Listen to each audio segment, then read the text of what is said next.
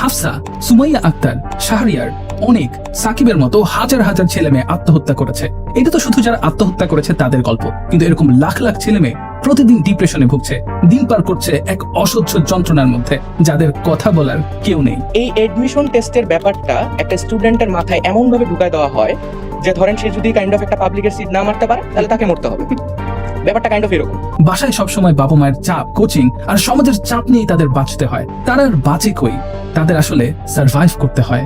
আপনাদের হয়তো মনে মনে গালি দিচ্ছেন, এরা কত পাগল, এরা অনেক ইমোশনাল, একটা পরীক্ষা খারাপ হয় আত্মহত্যা করেছে।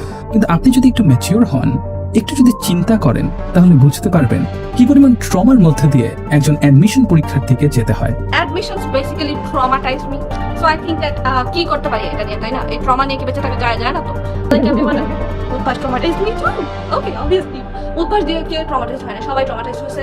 কত ধরনের টক্সিক কম্পিটিশনের মধ্যে যেতে হয়। ফ্যামিলি থেকে শুরু করে পুরো সমাজের মাঝে এই পাবলিক ইউনিভার্সিটি অবসেশন এমন ভাবে ঢুকিয়ে দেওয়া হয়েছে যে ছেলেমেয়েরা বাঁচতেই ভুলে যায় এসবের বাইরেও একটা দুনিয়া আছে, তাদেরও এর বাইরে রয়েছে এক সম্ভাবনাময় জীবন।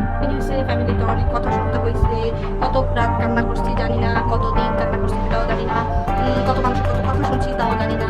লাইক এমন কিছু হয় নাই যে মানে খুবই normal. And trust me guys, তোমরা যারা এই সেম সিচুয়েশন আছো, I understand. Like you guys deserve a hug.